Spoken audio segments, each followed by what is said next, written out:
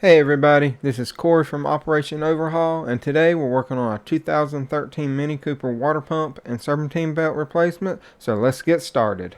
The first thing we need to do is release the tension on the serpentine belt, and to do this I use a 30mm wrench right here, and as you can see this is a very tight spot, so we need to remove this support right here that the wrench is hitting before we can do anything.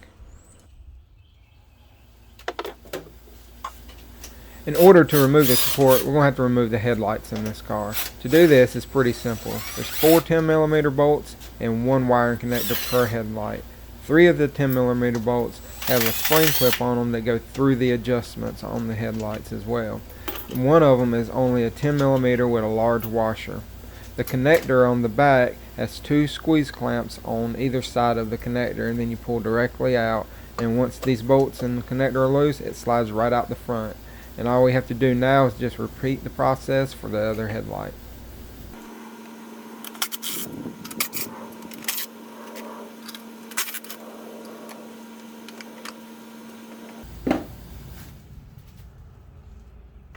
Now let's get this support bar out of the way so we can get to that belt.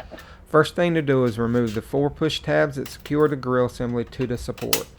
These are easily removed with a removal tool, or a pair of pliers can be used too. After the tabs are removed, there will be 2 10mm bolts, 1 per side, that go through the support and to the headlight shields. Then the hood latches are held into place with 2 Torx bits per latch. I cannot remember the size right off the top of my head, so you'll have to check that. Once they are out, I move the cable out of the way so I can access the coolant reservoir bolt a little better, which is held in by a 10mm bolt on top and a little tab on the bottom. There's also a push clip on the washer fluid reservoir as well that I forgot about. Then grab a 13mm to remove the 4 remaining bolts on the top of the support. Then I just lift it out of the way and lay it across the valve cover.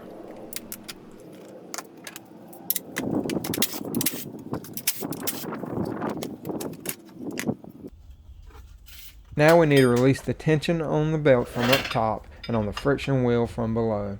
As you can see, this is done by pulling this handle out and latching it onto a little tab on the top of the friction wheel, which I will show a better look at once this is out. Here's the old crack belt, which I recommend replacing anyways due to the amount of work needed to remove.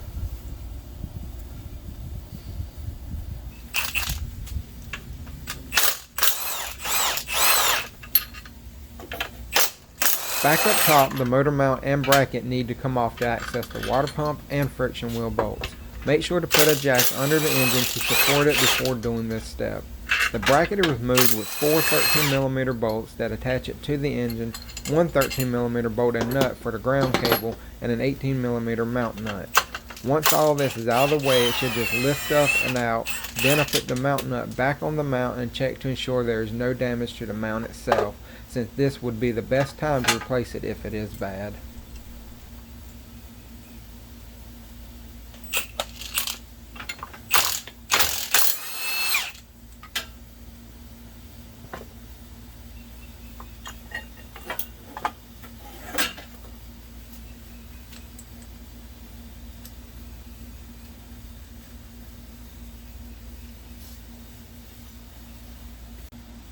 Getting the mount itself out of the way is as simple as 1 15mm bolt on the back and 1 13mm bolt on the front.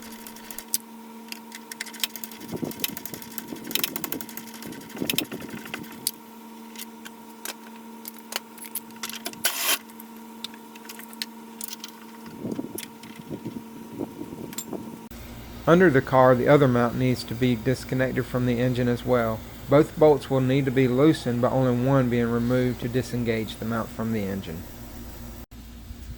It is going to be kind of hard to see what I'm doing here, but I am removing the friction wheel bolts. There are 3 10mm bolts that hold this on, and I had to use a wrench to access them due to the limited space I had. I did not film the removal of the water pump as it is extremely tight in there as well, but I had to remove 2 10mm bolts that hold the wiring harness in above it to access the top water pump bolt. There will be 3 10mm pulley bolts and 5 10mm pump bolts in total.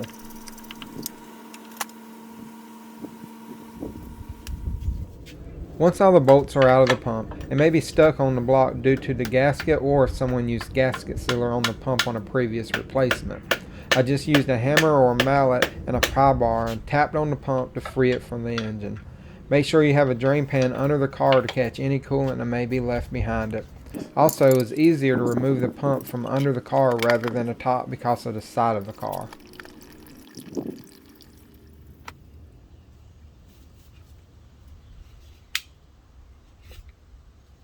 Here's a better look at the friction wheel that turns the water pump pulley.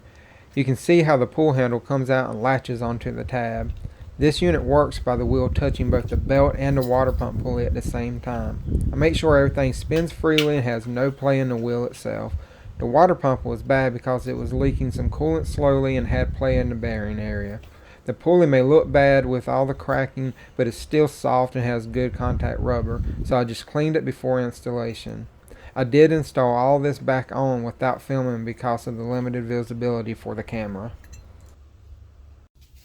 Now that the water pump, pulley, and friction wheel are back on, we can start putting the mounts back on the engine so that we can remove the jack from under the car. I install the mount on finger tight to get both bolts started before I snug them down with a ratchet and an impact. I just use the impact to put a little torque on the bolt before I come back and put the final torque on them. According to service data, the torque spec for these two bolts are 68 Newton meters.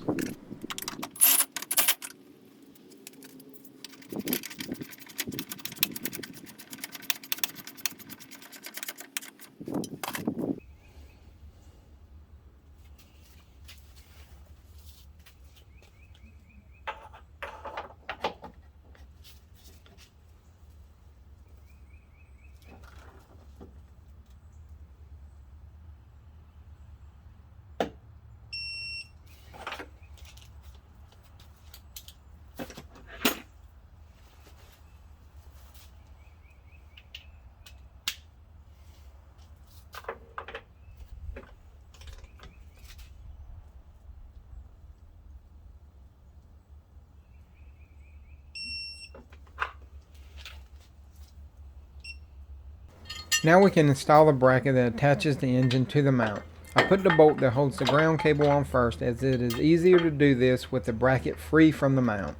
Then start every bolt just a few threads and make sure they go into place. After they are started in, I lower my jack to get the mount to line up and go in place on the bracket. Then I run them down with the impact to bottom them out and to set the engine in the correct location with the mount. I come back with my torque wrench, set the 52 Newton meters, and torque them to spec.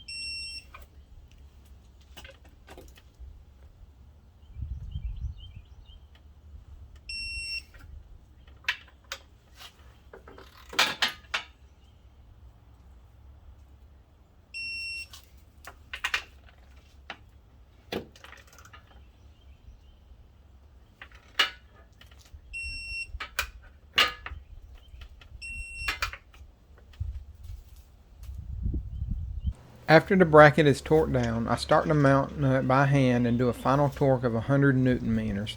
Afterwards, I attach the lower mount back to the engine and torque them to 65 Newton meters.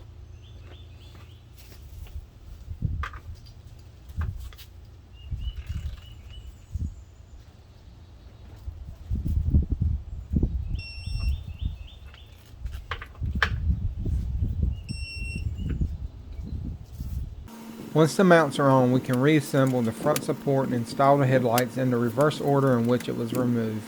The grille does have some location dials to ensure it goes in the correct location, which helps with aligning the support bar.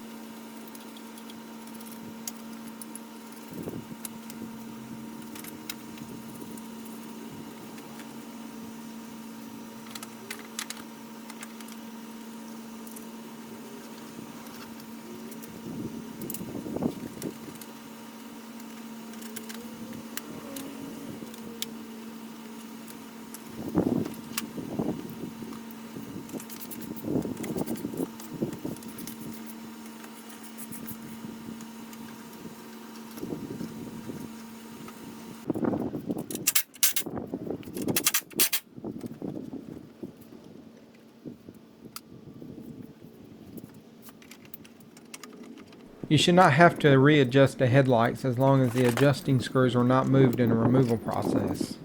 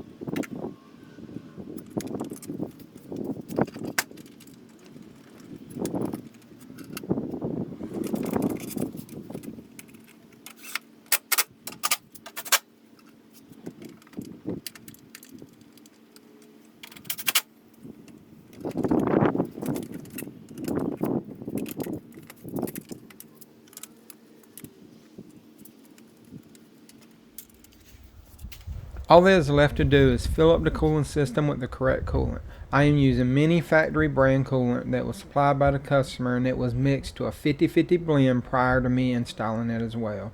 Once the reservoir is full, there is a bleed screw on the thermostat housing that you need to open until the coolant comes out. Then close the bleeder and start the car. Once the car is running, I check for leaks, then open the bleeder again to ensure all the air is out of the system. I let it come up to temperature and test drive it to make sure everything is good.